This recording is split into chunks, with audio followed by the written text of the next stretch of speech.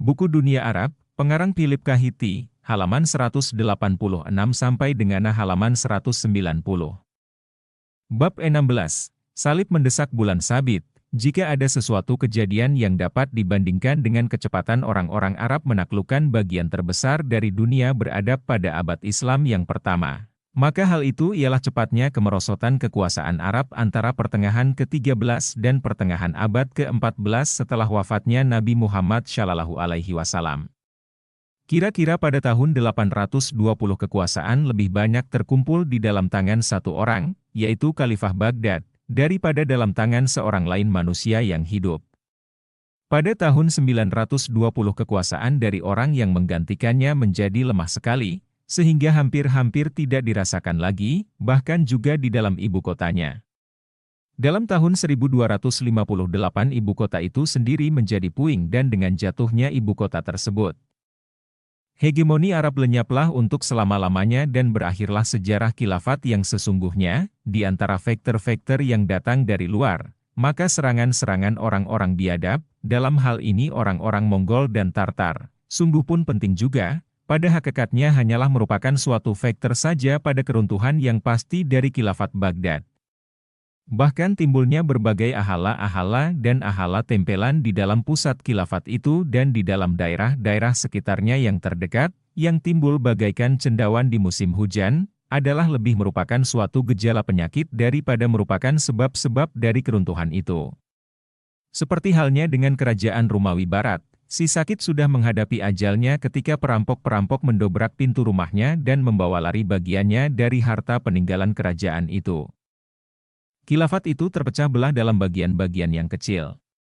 Sebagai permulaan, kebanyakan wilayah yang mula-mula ditaklukkan itu hanya dalam nama saja, dan cara menyusun administrasi negaranya tidak menuju kepada stabilitas dan pertalian.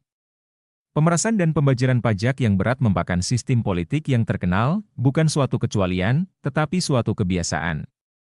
Garis-garis pemisah yang nyata antara orang-orang Arab dan bukan Arab, antara Arab Muslim dan Neo-Muslim, antara Muslim dan Dimnis, masih tetap ada.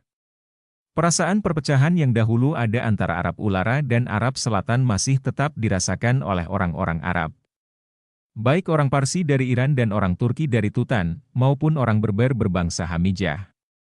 Belum pernah merupakan kesatuan yang bulat dengan orang Arab Bani Samyah itu. Tidak ada perasaan kerukunan yang mengikat padukan berbagai elemen-elemen ini.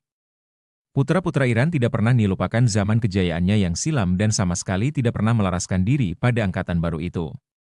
Orang Berber menunjukkan dengan cara yang lemah rasa kebangsaan dan rasa keasingan mereka dengan jalan rela menyokong tiap gerakan yang membawa perpecahan. Rakyat Syria telah lama menantikan seorang pemimpin yang akan membebaskannya dari genggaman bangsa Arab. Bahkan dalam lapangan agama sendiri bekerja kekuatan-kekuatan yang berpencar-pencar yang tidak kalah dengan kekuatan politik dan militer. Dan menyebabkan timbulnya mazhab-mazhab Syiit Karmat, Ismailijah, Asasijah dan yang serupa dengan itu. Beberapa di antara golongan ini mempunyai arti yang lebih besar daripada hanya mazhab-mazhab agama saja. Mazhab Karmat menggoncangkan bagian Tirnur dari kerajaan dan tidak lama sesudah itu kaum Fatimiyah menguasai bagian barat.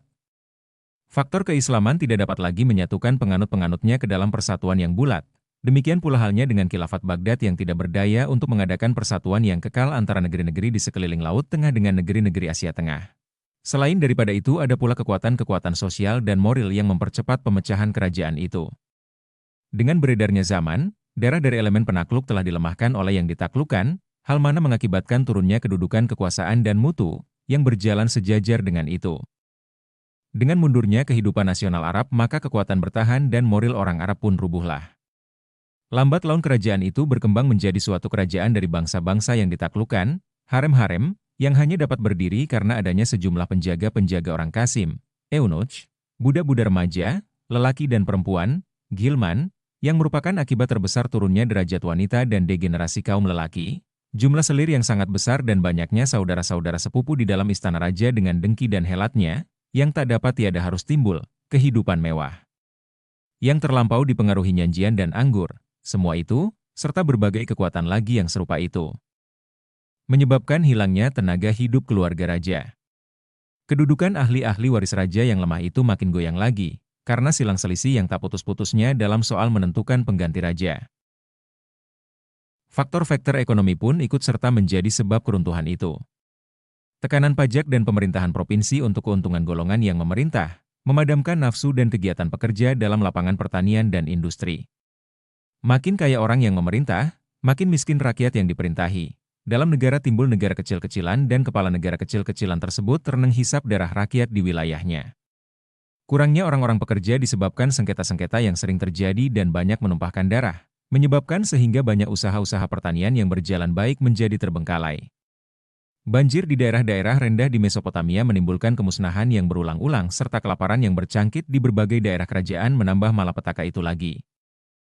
Wabah penyakit yang muncul bertubi-tubi penyakit sampar, cacat, malaria dan penyakit demam lainnya yang sukar diberantas pada masa itu, memperkecil jumlah penduduk dalam berbagai daerah. Tidak kurang dari 40 wabah penyakit yang berat-berat yang tercatat dalam sejarah Arab selama 4 abad yang pertama sesudah penaklukan Islam berjalan. Sebab-sebabnya keruntuhan kekuasaan Muslim di Spanyol dan bagian Eropa lainnya, pada umumnya sama saja dengan sebab-sebab jatuhnya khilafat di timur dan bagian-bagian pusat dari kerajaan. Sekalipun di Spanyol itu bukanlah orang-orang Mongol yang memberikan pukulan terakhir, tetapi orang-orang Kristen. Ketika khilafat Umayyah di Cordoba jatuh pada tahun 1031, setumpukan negara-negara kecil Muslim yang menghabiskan tenaganya dalam sengketa saudara masih ada. Tidak kurang dari 20 negara kecil-kecilan yang berumur hanya setahun jagung itu, timbul di dalam kota-kota atau provinsi yang serupa jumlahnya. Yang ternama dan terpenting ialah Sevilla, di mana keratonnya mengalami masa gemilang yang dapat dipersamakan dengan masa Cordoba. Tetapi sebelum abad ke-12 berakhir, Sevilla runtuh bersama-sama dengan negara lainnya dan digantikan oleh kekuasaan yang baru timbul, Al-Hala yang berasal Berber dari Maroko. Penjajahan Berber membuka lembaran sejarahnya di Spanyol. Ahala Berber ini, yang berkuasa di barat laut Afrika dan Spanyol, dinamai orang Ahala Almorawijah. Nama ini berasal dari perkataan Arab yang berarti rahib-rahib perang. Tatkala Bani Almorawijah pada renuyanya merupakan suatu kumpulan persaudaraan militer, mereka mengambil anggota-anggota angkatan perangnya yang baru dari kalangan suku-suku yang kaum lelakinya memakai kudung yang menutupi mukanya sampai ke mata. Seperti yang masih dapat lagi kita lihat dewasa ini pada turunannya, yaitu suku Tuareg. Oleh sebab itulah Bani Almorawijah dinamai, juga kaum pemakai kudung. Kemudian suatu Ahala Berber yang lain menggantikan Ahala Almorawijah. Di antara Ahalas Arab yang pantas disebut ialah Ahala Nasrid dari Granada.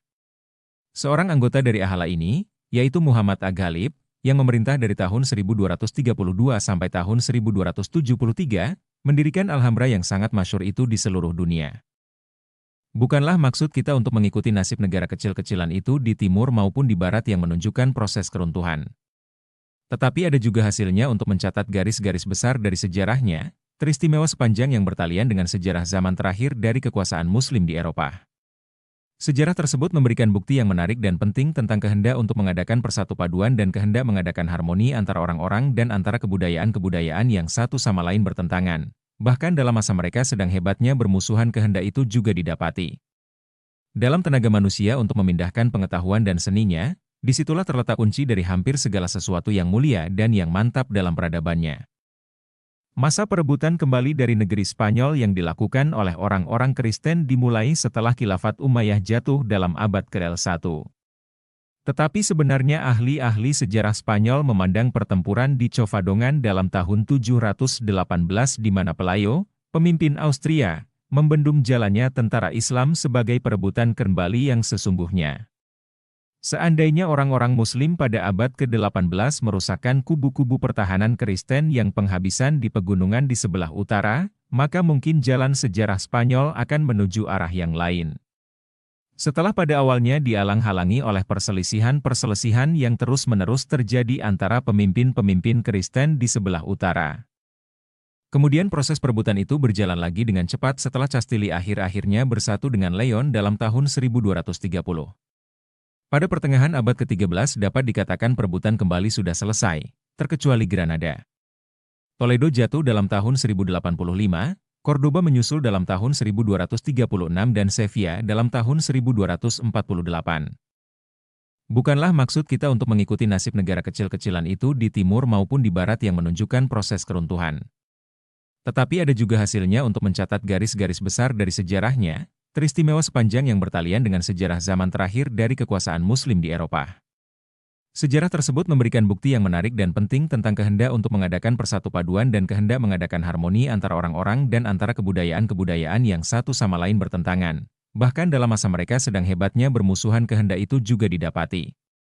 Dalam tenaga manusia untuk memindahkan pengetahuan dan seninya, disitulah terletak kunci dari hampir segala sesuatu yang mulia dan yang mantap dalam peradabannya. Masa perebutan kembali dari negeri Spanyol yang dilakukan oleh orang-orang Kristen dimulai setelah Khilafat Umayyah jatuh dalam abad ke-1. Tetapi sebenarnya ahli-ahli sejarah Spanyol memandang pertempuran di Covadongan dalam tahun 718 di mana Pelayo, pemimpin Austria, membendung jalannya tentara Islam sebagai perebutan kembali yang sesungguhnya. Seandainya orang-orang Muslim pada abad ke-18 merusakkan kubu-kubu pertahanan Kristen yang penghabisan di pegunungan di sebelah utara, maka mungkin jalan sejarah Spanyol akan menuju arah yang lain. Setelah pada awalnya dialang-halangi oleh perselisihan-perselisihan yang terus-menerus terjadi antara pemimpin-pemimpin Kristen di sebelah utara.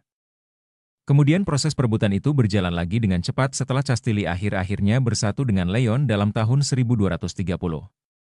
Pada pertengahan abad ke-13 dapat dikatakan perebutan kembali sudah selesai, terkecuali Granada. Toledo jatuh dalam tahun 1085, Cordoba menyusul dalam tahun 1236 dan Sevilla dalam tahun 1248.